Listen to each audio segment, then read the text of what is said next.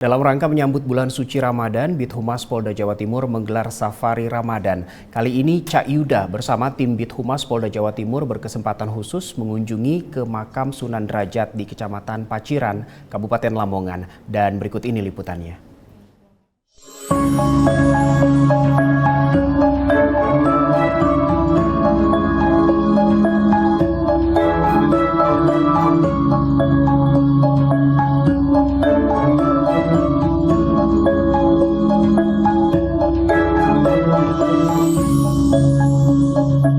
Assalamualaikum warahmatullahi wabarakatuh. Halo Sobat Tumas Meru, masih dalam suasana Ramadan. Saya beserta tim Bithumas Polda Jawa Timur berkesempatan untuk mengunjungi makam Sunan Derajat yang berada di Desa Derajat, Kecamatan Paciran, Kabupaten Lamongan. Bagaimana sejarah Sunan Derajat ini? Yuk ikuti saya. Sunan Derajat ngendikan pitung dawuh. Apa dawuhe kepriye? Saat ini saya ditemani dengan Gus Lukman. Assalamualaikum Gus. Waalaikumsalam. Gus, mau tanya ini saya Gus, bagaimana dulu sejarahnya Sunan Derajat di sini dan bagaimana metode-metode pengajaran Islamnya Sunan Derajat sini? Kanjeng Sunan Derajat ini adalah putra dari Sunan Ampel, Raden Rahmatullah, yang makamnya berada di Surabaya, di Apel Deta. Beliau mulai kecil dididik oleh ayahnya, yaitu Raden Rahmat Sunan Ampel. Beliau diajarkan ajaran-ajaran agama Islam.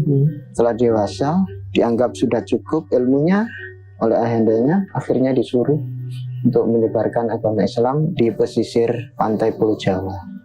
Dalam perjalanannya beliau dari Surabaya menyusuri Laut Jawa dengan menggunakan perahu. Namun di tengah perjalanan Kanjeng Sunan Derajat mendapatkan cobaan atau musibah, yaitu perahunya diterjang badai, ombak, akhirnya perahunya tenggelam. Singkatnya, dengan izin Allah, Kanjeng Sunan Derajat mendapatkan pertolongan, ditolong kawanan ikan, yaitu ikan hiu, dan diiringi oleh ikan talang. Jadi Kanjeng Sunan Derajat ditolong oleh ikan tersebut, ya, dibawa ke tepian. Beliau terdampar, tepatnya yaitu di Dusun Jelap, yaitu di Desa Banjaranyar, Paciran, Lamongan, yang kurang lebih dari makam beliau Kanjeng Sunan Derajat yaitu sekitar 1 kilo, yaitu di pesisir pantai utara, yaitu di Dusun Jelap, Banjaranyar. Setelah terdampar di pesisir pantai itu, beliau ditolong oleh masyarakat sekitar Desa Banjaranyar. Akhirnya Kanjeng Sunan Derajat mendapatkan firasat, disuruh untuk membabat alas yang ada di perbukitan, ya tempatnya di makam ini. Oh, di makam sini berarti? Iya. Oh, berarti dulu ini bukit dan alas. Jadi tidak ada yang berani. Oh, nggak ada yang berani memasuki tempat ini gitu ya? Akhirnya dibabat alas tersebut, dengan izin Allah berhasil membuat suatu padepokan, ya, tempat untuk beliau berdakwah atau menyebarkan agama Islam. Alat yang dipergunakan untuk media dakwah adalah alat gamelan, yaitu seperangkat alat gamelan yang dinamakan singomengkok. Setelah itu Kanjeng Sunan memberikan wejangan, memberikan fatwa atau memberikan nasihat-nasihat agama yang dianut masyarakat sekitar sini. Kan semulanya kan animisme, jadi menyembah pohon ya. Gitu. Akhirnya lambat laun banyak masyarakat sini yang ikut ajaran beliau, ajaran Islam. Sunan Derajat ini menggunakan seperangkat gamelan namanya singomengkok. Nah itu sampai sekarang masih ada Gus gamelannya? Gamelannya masih ada, yang sekarang tempatnya di museum Derajat ini.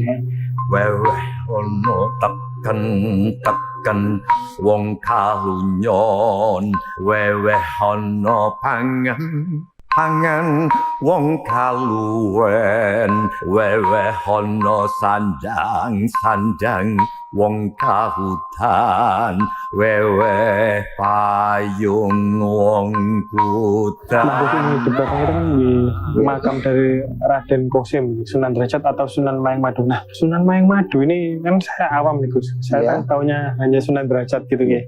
Nah, itu gelar atau nama lainnya dari Sunan Derajat Gus, gimana? Ya gini, Sunan Mayang Madu ini adalah gelar dari Kanjeng Sunan Derajat yaitu Raden Kosim yang diberikan oleh Raden Fata yaitu Sultan Demak pada masa itu karena keberhasilan beliau Kanjeng Sunan Derajat untuk menyebarkan agama Islam secara halus dan tidak setelah ada paksaan.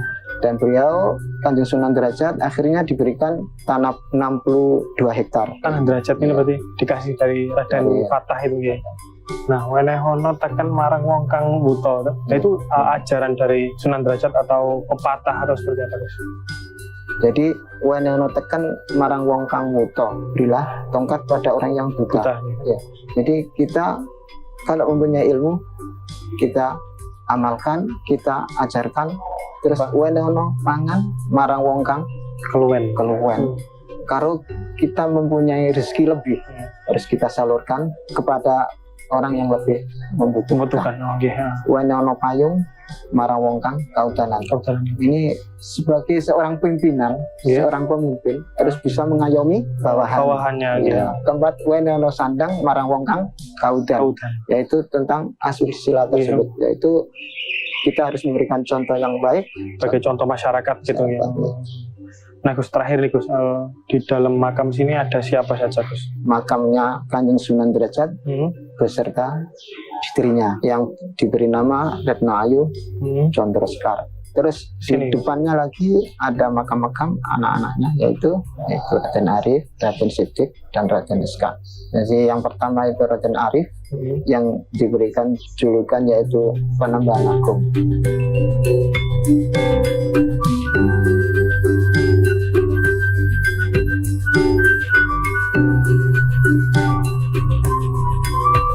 Nah Gus, kita sekarang berada di sumber peninggalan Sunan Derajat ini. Nah Gus, peziarah makam ini sini untuk mengambil air untuk berobat, untuk apa itu menurut jenengan gimana Gus? Jadi untuk air tersebut mengandung keberkahan sendiri bagi orang-orang yang istilahnya mempercayai keberkahan air tersebut.